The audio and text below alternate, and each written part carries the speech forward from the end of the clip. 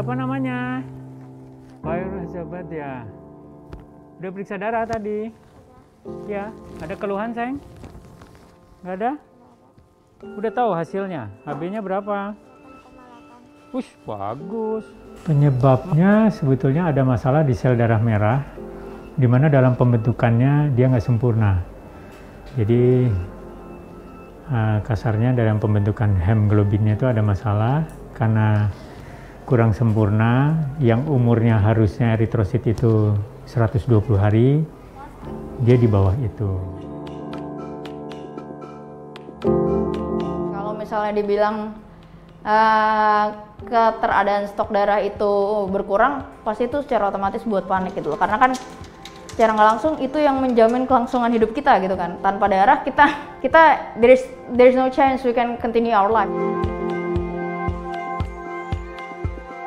Karena kalau mereka udah jadwalnya transfusi terus dia nggak ada darahnya, stoknya menipis, sedangkan waktunya sudah harus transfusi, kan dia punya HB-nya akan turun terus. Sehingga dia bisa drop, akhirnya bisa celaka.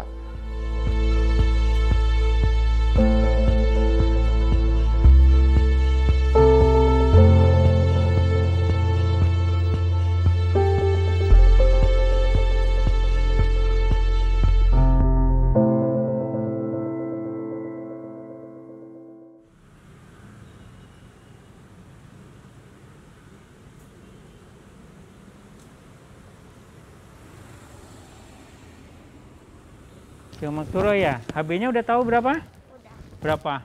7,7. Ih, bagus ya. Paling bagus di atas 9, kalau 7 kurang. Pernah sampai 5 enggak? Enggak ya. Pinter. 3 minggu. Eritrosit ini kan mengandung HB untuk mengikat oksigen. Nah, kalau umurnya di bawah itu mudah pecah, jadi anak-anak itu HB-nya bisa turun, ya, bisa sampai di bawah 5 bahkan. Nah, biasanya anak-anak yang dengan HB rendah ini perlu ada penambahan darah supaya HB-nya baik. Nah, ini yang disebut thalassemia mayor, jenis thalassemia yang berat. Kenapa ini bisa? Ya, namanya juga faktor turunan ya. Jadi faktor turunan ini mungkin sama lah kalau kita ngedengar bahasa turunan asma, turunan diabetes.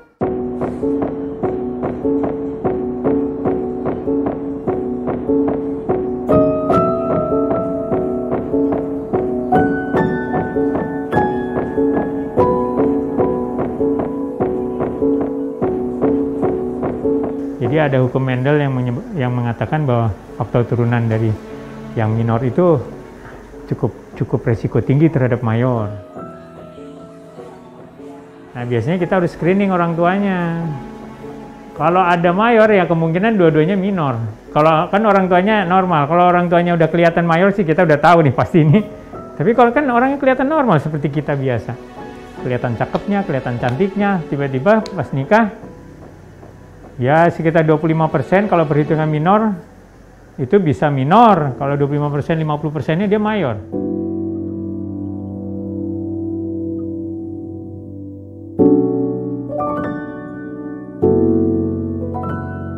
Mau meeting sesuai yang kemarin Andre udah bahas soal ideasi, gimana kalau kita bisa bikin kalender konten kita tuh per bulan berdasarkan beberapa momen-momen penting yang terjadi di hari tersebut selama bulan Mei.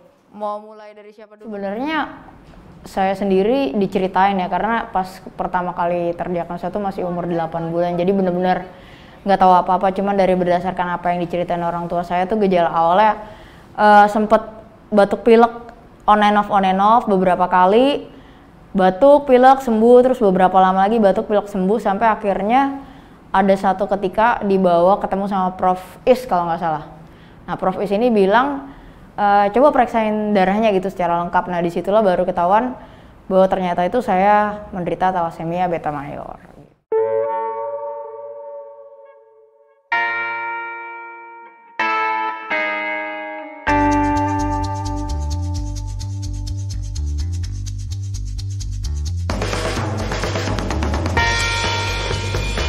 Mungkin untuk mempermudah mereka memahami, saya mau mendeskripsikan tuh badan saya tuh seperti mobil dan darah itu sebagai bensin. Jadi kalau mobil aktivitas kan kita pakai setiap hari, kita bakar bensin kan. Nah bensin itu kan nggak bisa bikin lagi mobil ya kan. Nah berarti badan saya anggap aja kayak mobil, darah itu bensin, saya pakai darahnya untuk aktivitas, bensinnya habis, saya mesti isi bensin lagi. Mungkin seperti itulah analogi yang sering saya sampaikan ke orang-orang yang awam, paling praktis sih kayak gitu. Kondisi talasemia ini bukannya bikin saya malu sih. Awalnya saya nggak mau semua orang tahu saya menderita talasemia, karena menurut saya beranggapan orang jatuhnya bukan mendukung, malah takutnya mengasihani gitu kan. Itu yang saya nggak mau. Sebagai penderita talasemia, saya merasa saya punya kelainan, tapi justru itu yang membuat saya spesial dan beda dari kalian. Dan saya nggak butuh rasa kasihan kalian gitu. Kalau kita kan kayak ya orang normal gitu kan, kalau nggak ngelihat dari penampilan fisik secara mendetail, sekelibat doang orang mana tahu sih. Orang kayak saya ketemu di jalan aja masih banyak yang suka kayak ngelihat saya lagi nyetir. Iya anak kecil udah nyetir gitu kan. Saya kan juga udah beristri gitu ya. Kayak di mall kalau kita lagi pegangan tangan ya banyaklah tatapan mata sinis gitu. Woyo. Instagramnya udah balik. Aneh banget nggak sih? Terus nggak tahu out of the blue abis tutup telepon dia, terus aku cek gitu Instagram aku karena kayak iseng cari lagi terus tiba-tiba muncul God is good all the time, asli.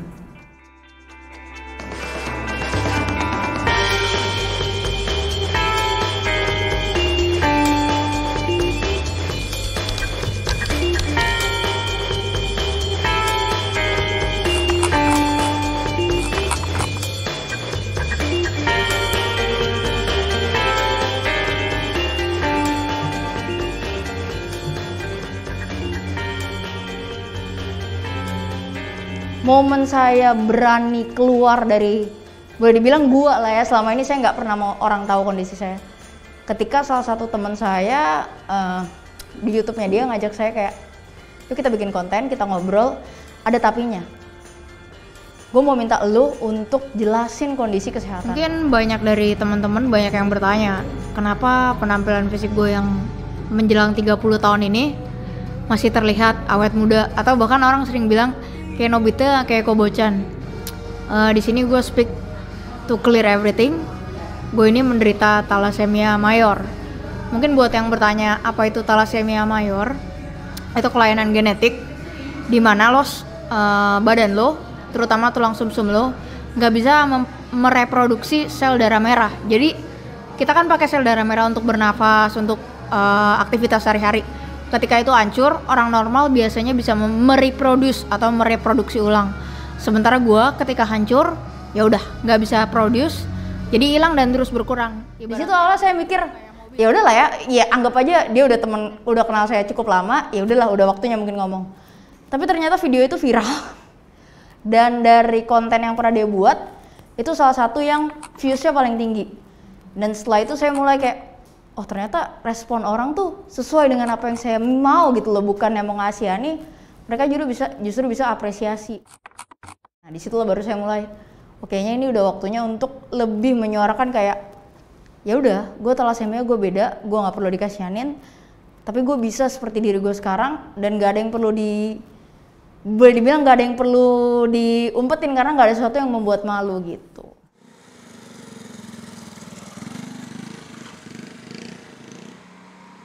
Saya mempunyai anak 4, laki semua, dan yang talasemia mayor 1, yaitu yang nomor 3, dan sudah meninggal kira-kira 25 tahun yang lalu. Ya memang perjalanannya cukup panjang ya.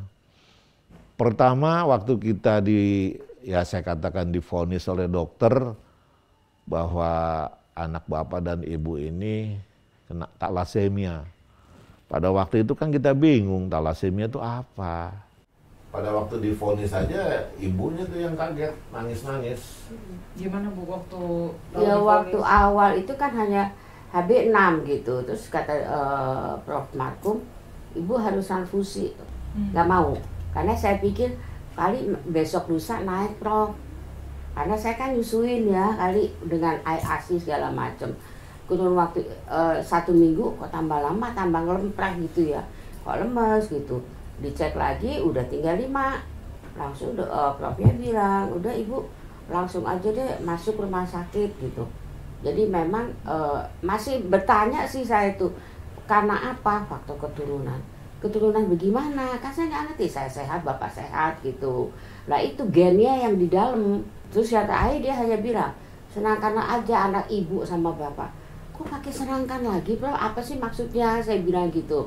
Ya karena kalau yang thalassemia mayor, ini mayor ya, belum ada obatnya. Kecuali perpanjangan usia itu transfusi darah seumur hidup. Cobalah kita bikin satu yayasan, karena yayasan secara hukum lebih jelas dibandingkan dengan perhimpunan. Maka dibentuklah Yayasan Thalassemia Indonesia itu pada tahun 87.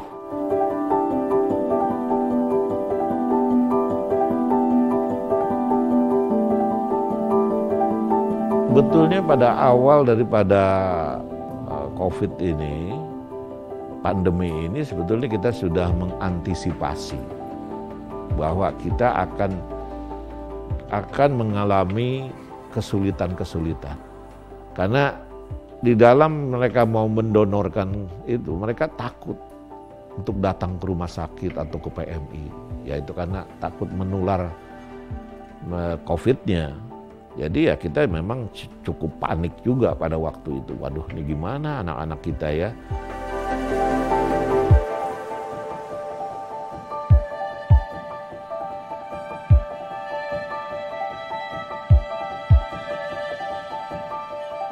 Zamannya pandemi ini untuk mengumpulkan memang agak sulit. Karena kita kan nggak boleh. Biasanya kita setiap tahun 2-3 kali melakukan hari donor darah. Pada pandemi ini kita nggak bisa. Biasanya kita bikin target 1000 kantong darah, kayak begitu-begitu ya. Selama pandemi ini ya kita nggak bisa. Ya kita lakukan semaksimal mungkin lah untuk membantu para penyandang thalassemia. Pasti panik, tapi ya maksudnya gini loh, sebagai penderita kita nggak bisa minta satu privilege kepada orang-orang di sekitar kita atau kepada PMI untuk bisa provide itu terus gitu. Karena kan pasti orang mikir kayak ngeri pandemi gini donor gitu. Padahal kalau konteksnya gini, kalau lo udah berani keluar untuk dine in, berani keluar untuk ke mall, I think protokol di PMI harusnya udah lebih tinggi standar dibanding di tempat-tempat publik. Jadi kalau kalian masih berpikir enggak takut pandemi, sebuah pola pikir yang menurut saya perlu dipertanyakan sih gitu loh. Jadi memang beberapa kali kita terkesan mungkin kalau orang awam, ini orang maksa banget sih daerah orang. Ya karena kondisinya kita butuh gitu loh. Kuncinya ya kita harus minta tolong sama orang untuk encourage mereka mau datang, dan puji Tuhan ya meskipun teman saya beberapa kesulitan, masih banyak orang-orang berhati mulia yang mau datang buat donor gitu loh. Meskipun ya tahu sendiri PMI kalau lagi darahnya habis kayak apa kondisinya di sana. Bahkan kemarin beberapa teman saya juga sampai jam 2-3 pagi gitu. Selama pandemi ini saya masih mendapatkan darah gitu loh sampai sekarang.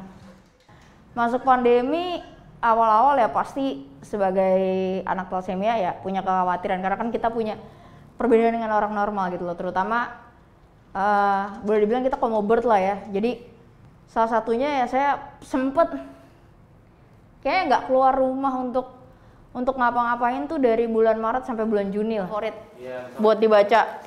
Bisa tuh Sal 17 Mei bisa Hari Buku Nasional, masuk kontennya Rakus. Mulai berani keluar dan akhirnya ya rutinitas saya sampai sekarang tetap basicnya adalah saya itu pasti rajin cuci tangan. Saya nggak pernah lepas masker kalau nggak lagi makan atau nggak lagi minum, jadi saya selalu pakai masker. Terus ya saya menghindari tempat yang ramai gitu loh. Kalaupun seandainya saya dine in atau makan di tempat, saya cari restoran yang memang udah kenal saya, atau at least saya udah sering bolak-balik ke sana dan tidak terlalu ramai.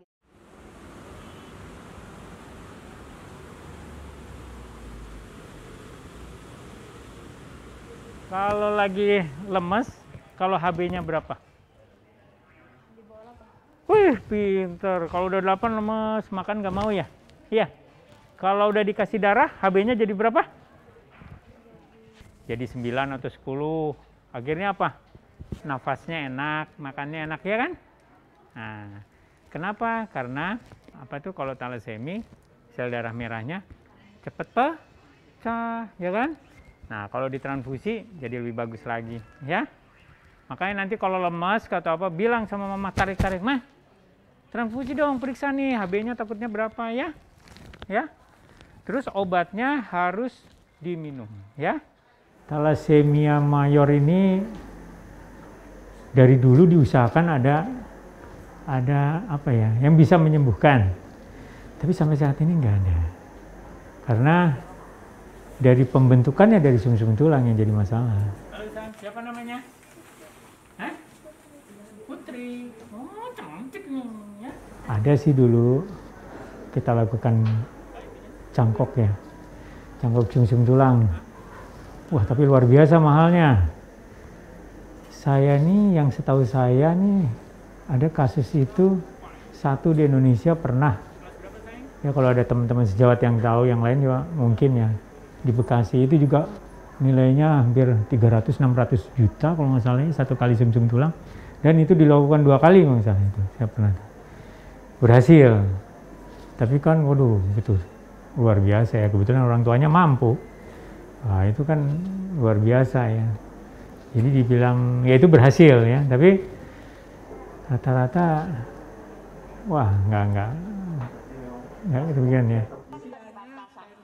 Saya bersyukur dengan adanya Popti, kita bisa menghimbau orang tua penderita talasemi, dilakukan penyuluhan bahwa talasemi mayor itu begini, efek sampingnya begini, makanya harus rajin kontrol, harus tahu komplikasi yang akan terjadi, dan dia bisa hidup normal asal rajin. Untuk darah, ya saya bersyukur lah, kemarin agak susah juga ya, sampai ada di selang-seling gitu ya, penambahan karena darah ini nggak ada, besok. Terus biasanya masuk ada sampai 50 orang, kita batasi 25. Nggak taunya kesian, yang HB-nya rendah, dia kan harus dapat. Jadi ya kita upayakanlah yang HB-nya rendah sekali, ayo datang. Yang HB-nya masih bagus, coba di rumah dulu. Nah itulah komunikasi Popti itu penting sekali di situ.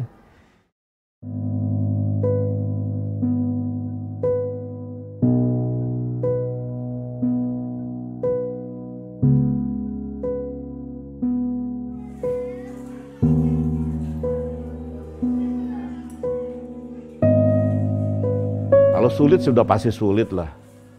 Takut ya pasti takut. Pasti ketakutan sekali. Apalagi kalau nggak dapat darah. Tapi ya saya bilang kita harus berusaha semaksimal mungkin. Cari donor. Karena kalau nggak ada donor pengganti nggak dikasih. Harus ada donor pengganti.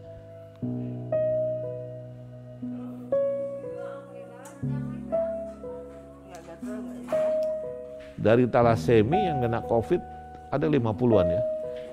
Tapi ya alhamdulillah mereka kembali sehat, yang meninggal ada 2. Yang penting itu jaga kesehatan yang baik. Jangan sampai sakit. Karena kalau sampai sakit, fatal nantinya. Udah darah nggak ada, HB-nya turun terus, mau apa? Nah, dengan himbauan-himbauan seperti itu ya alhamdulillah mereka mau mendengar karena treatment yang lain nggak ada. Ya mudah-mudahan pandemi ini cepat selesai sehingga para donor-donor darah kembali seperti semula. Memang seyogyanya yang terbaik itu adalah setiap penyandang talasemi mereka mempunyai 6 donor.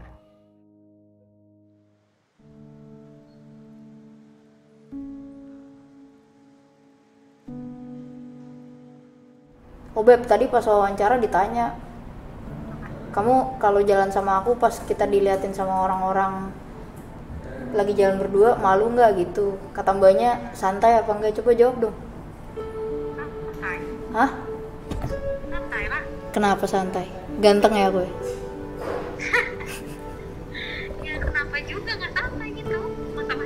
Coba dong keluarin tagline kamu, bahagia tuh apa? Bahagia tuh apa? Apa ya? Kan kamu suka bilang, kan aku nanya, kamu bahagia nggak sama aku? Terus kamu bilang, Bahagia. kenapa?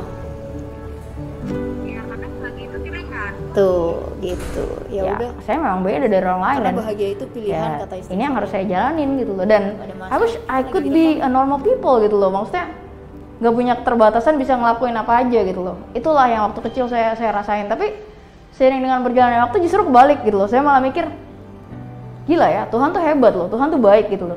Gue punya kekurangan, gue dikasih kepercayaan, gue ngejalanin, turn out resultnya hampir sama, atau bahkan malah saya nggak tahu ya, beberapa puluh tahun yang lalu mungkin ada orang yang thalassemia mayor justru lebih shine dari orang biasa, atau beberapa tahun ke depan kita nggak pernah tahu gitu loh. Maksudnya everything happens for a reason gitu. Mungkin apa yang kita kerjakan kita nggak bisa lihat hasilnya secara instan saat ini, tapi saya berharap beberapa generasi mendatang muncul banyak pioner-pioner dari penderita thalassemia yang bisa mengubah cara pandang dunia dan bisa membuktikan bahwa keterbatasan itu cuman sekedar mitos gitu loh.